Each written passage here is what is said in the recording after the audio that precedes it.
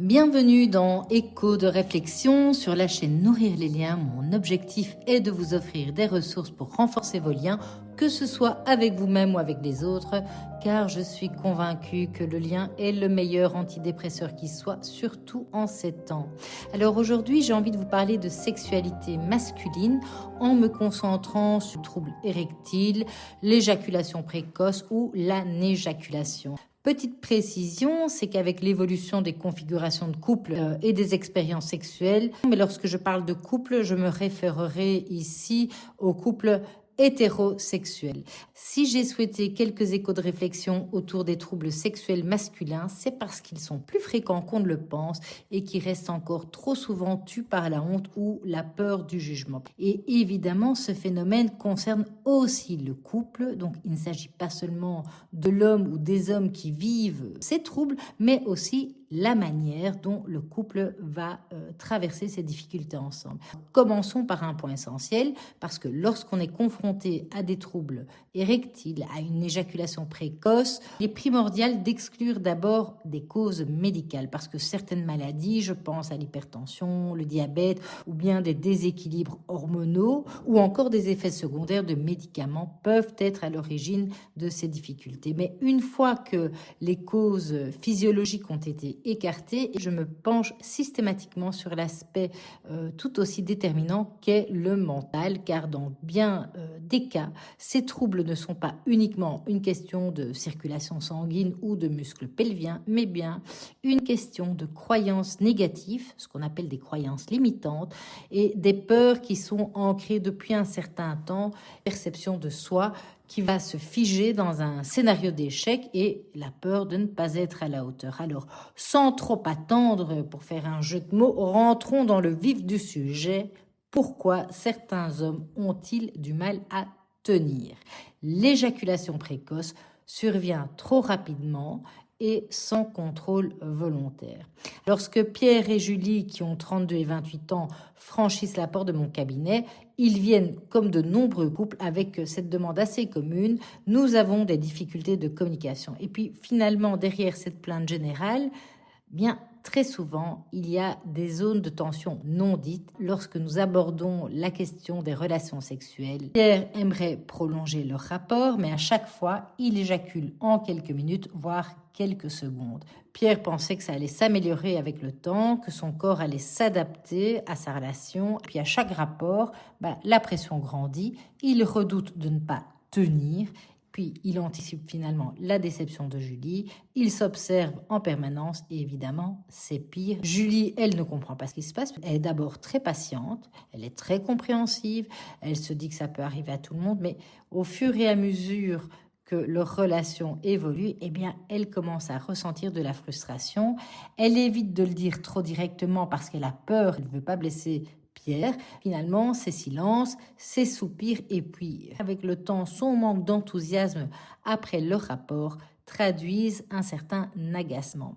Pierre, lui, il capte ces signaux et les interprète comme un jugement. Ça amplifie son anxiété et plus il veut assurer Julie, plus il échoue. Et donc cette dynamique typique de leur relation face à l'éjaculation précoce, Pierre remarque qu'il éjacule trop vite et donc il ressent presque de la honte. Il se met du coup une pression énorme. La fois suivante, donc dès que le rapport est là, je dois tenir cette fois-ci. L'éjaculation du coup survient encore plus vite. Et puis Julie, elle de son côté, elle ressent de la frustration. Elle a du mal à savoir comment en parler sans blesser Pierre. Pierre, il perçoit cette frustration, ce qui renforce son anxiété, son sentiment d'échec. Et puis petit à petit, le désir diminue des deux côtés. Et Pierre, lui, va même arriver à fuir les rapports pour ne pas revivre cet échec. Et Julie, elle, finit par ne plus en attendre grand-chose. En séance, Pierre va mettre des mots sur quelque chose qu'il n'avait encore jamais vraiment conscientisé. Son corps a appris à aller trop vite. Je lui demande de me parler de sa découverte de la sexualité. Et puis, il se souvient qu'aux alentours de 13-14 ans, il se masturbait très rapidement, souvent dans l'urgence, parce que il avait peur d'être surpris, notamment par sa mère qui rentrait sans frapper dans sa chambre. Et puis donc, sans le vouloir, Pierre, ce qu'il a fait, c'est qu'il a entraîné son corps à répondre à l'excitation de manière fulgurante. Et ce schéma inconscient est devenu une habitude et aujourd'hui, quand il ressent du plaisir, son corps le perçoit comme un signal d'urgence et il éjacule presque immédiatement. Mais c'est pas tout puisque son anxiété de performance joue aussi un rôle central puisqu'il est tellement focalisé sur le fait de tenir, d'être à la hauteur, que finalement il ne vit plus l'instant présent. Il surveille son corps, il se demande où il en est, il essaye de contrôler, ce qui finalement l'éloigne encore plus du plaisir et va renforcer son problème. L'éjaculation précoce, c'est une problématique qui concerne les deux partenaires et c'est ensemble qu'ils peuvent en sortir puisque Julie exprimera en séance qu'elle se sent démunie, elle sait pas trop quoi faire, elle sait plus comment faire et donc elle est entre le désir d'être patiente et puis aussi l'envie d'être honnête sur sa propre frustration. Donc ce qu'on va faire, c'est qu'on va travailler ensemble sur plusieurs axes. D'abord, on va détendre la pression autour des rapports, c'est-à-dire que l'un des plus grands pièges de l'éjaculation précoce, c'est d'en faire un problème à résoudre immédiatement. Plus on veut réussir, plus ça bloque. Donc Julie va apprendre à rassurer Pierre autrement qu'avec des mots. Elle va l'inviter à ralentir, à explorer d'autres formes de plaisir sans que la pénétration soit l'enjeu principal. On va aussi faire en sorte de revaloriser la sensualité dans la sexualité. Pour Pierre, il va falloir réapprendre à prendre son temps. Il va falloir apprendre, réapprendre, explorer des sensations nouvelles sans se focaliser sur la durée. On va évidemment développer également une communication ouverte et sans tabou. Donc dire les choses sans blesser, eh bien, c'est pas quelque chose qui est si simple que ça. Et donc on va travailler sur la manière dont Julie peut exprimer ses besoins sans se culpabiliser. Plutôt que de dire à Pierre « tu n'as pas tenu longtemps », elle apprend à exprimer autrement. Elle va lui dire « j'aime quand on prend notre temps et je pense que si on ralentissait, on pourrait encore plus en profiter ». Petit à petit, Pierre va apprendre à se réapproprier son plaisir au lieu de le subir.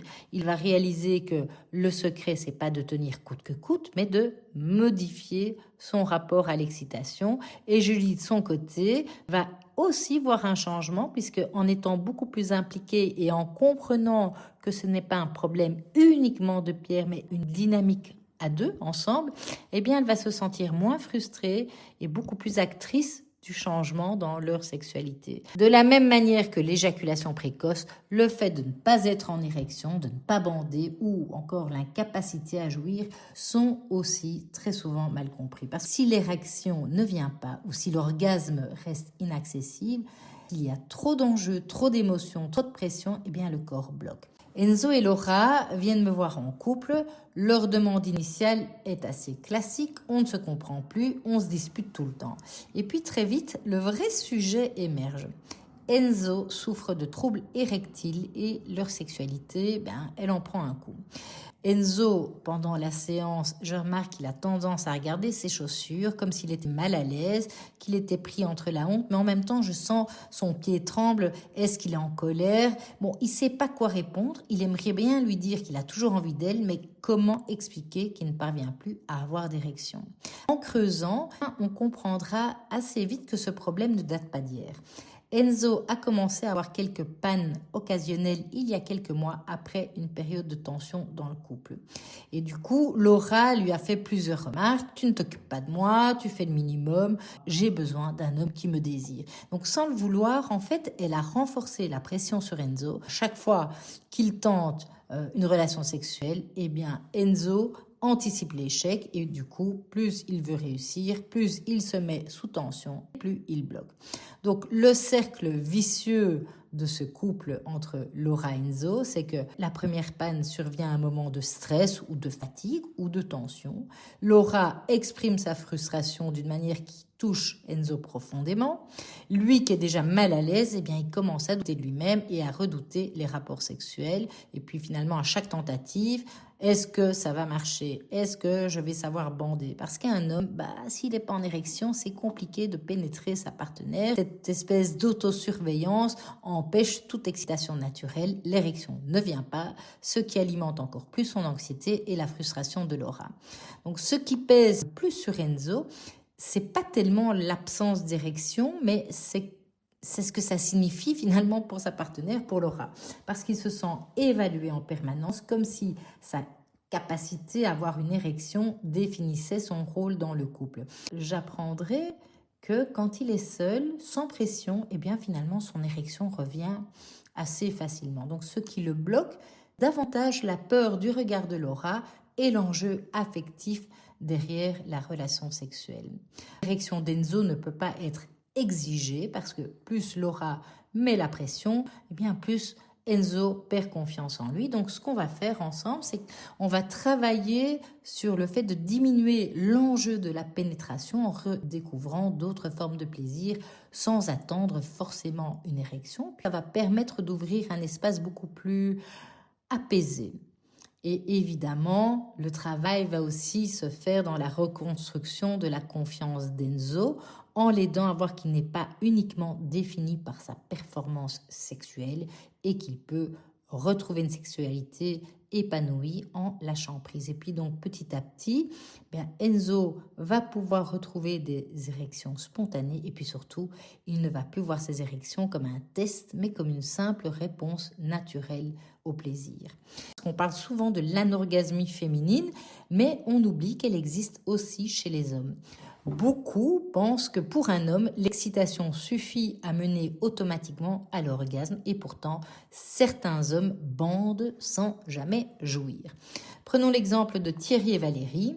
Ils sont ensemble depuis 3 ans. C'est un couple recomposé. Thierry a une première relation très longue, durant pratiquement 20 ans avant Valérie. Et ce qui le perturbe le plus, c'est qu'avec son ex-femme, eh bien, il n'a jamais eu ce problème. Valérie commence à s'inquiéter. Il me dit qu'il prend du plaisir, mais il n'arrive jamais à jouir avec moi. Donc, probablement que c'est moi qui ne l'attire pas, c'est moi le problème. En plus, j'ai pris des kilos, son ex-femme, c'était une grande masse, etc., etc.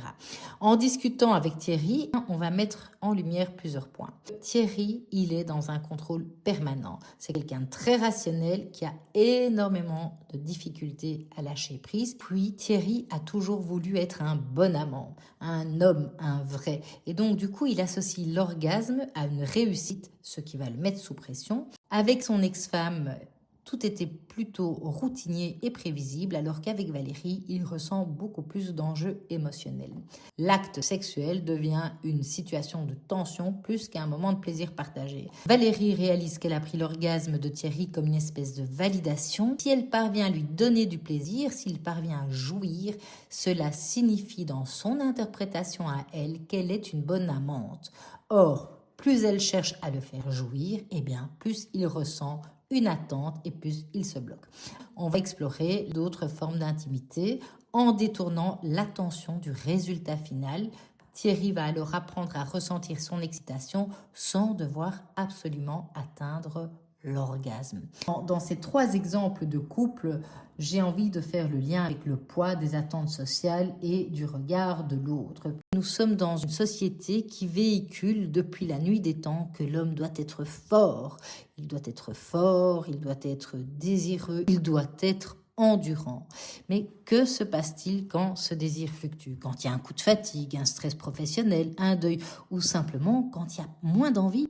Quand il n'y a pas d'envie, beaucoup d'hommes peuvent alors culpabiliser au lieu d'écouter leur rythme naturel. Et quand on commence à intellectualiser la sexualité et à se dire qu'il faut que ça marche, notre cerveau va basculer en mode surveillance au lieu d'être simplement dans le ressenti. Et plus on surveille, plus on casse le naturel et plus donc on va bloquer le mécanisme.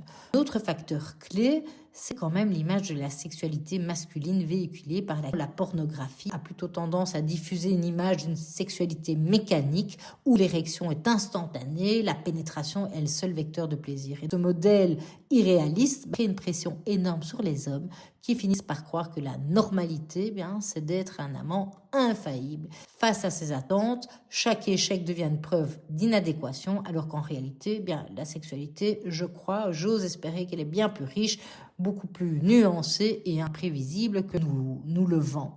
Quand on comprend que l'érection ne prouve rien, que l'orgasme ne valide rien, la sexualité peut alors redevenir un espace de jeu et de connexion et pas seulement un test qu'il faut réussir ou pas. Comment est-ce qu'on peut finalement dépasser ces difficultés? Jouer avec la spontanéité et le plaisir. Par exemple, s'inspirer d'un très vieux film, 9 semaines et demie, pour proposer par exemple des jeux sensoriels. Le jeu de tu devines ce que c'est. Vous mettez un bandeau sur les yeux et puis vous utilisez des aliments, dans le chocolat, avec des fraises, enfin voilà, on peut être créatif. Et le principe, c'est de nourrir l'autre en le laissant deviner. Puis on peut jouer aussi avec la température, glaçons, ou bien vous mettez des raisins au congélateur, de la boisson chaude et vous alternez entre le chaud et le froid sur la peau. Vous pouvez également utiliser des objets du quotidien, que ce soit une plume, une brosse, un tissu en soie, et donc d'explorer les sensations tactiles sans objectif sexuel immédiat. Ça redonne de la place à la découverte sans pression de performance, et puis ça va favoriser une connexion plus ludique. Ensuite, recourir à des techniques de relâchement et donc des exercices concrets. Vous pouvez contracter le périnée, qui est un ensemble de muscles chez vous les hommes situés entre les testicules et l'anus, qui soutient les organes génitaux et qui participe à plusieurs fonctions essentielles. Un périnée tonique permet de ralentir l'éjaculation et donc d'éviter l'éjaculation précoce. Et puis, il va améliorer l'intensité de vos orgasmes.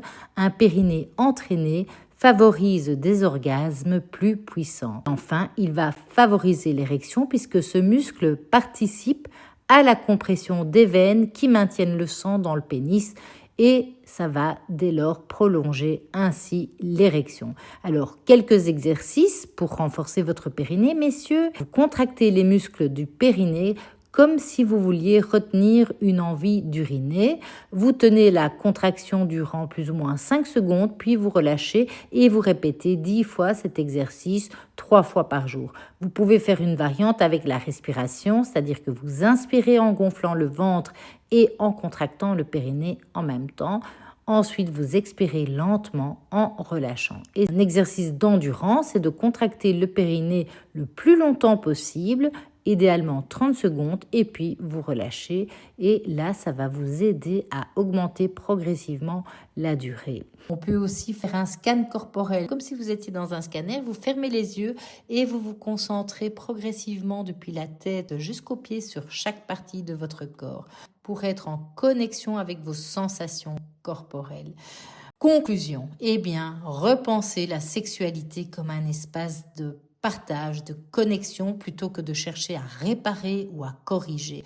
Essayez d'élargir la notion de plaisir et d'explorer une sexualité plus douce, beaucoup plus consciente, plus reliée au moment présent. Parce qu'après tout, la sexualité, ou en tous les cas une sexualité épanouie, c'est plutôt une sexualité où on s'autorise à être pleinement qui on est. Merci d'avoir écouté cet épisode d'Écho de réflexion. N'hésitez pas à partager vos ressentis, vos réflexions, à partager ce podcast, à poursuivre ces échanges ou à vous abonner à la chaîne Nourrir les liens. Et je reste disponible à toute suggestion, remarque ou question à l'adresse rizike3@gmail.com. À très bientôt pour un nouvel épisode d'Écho de réflexion.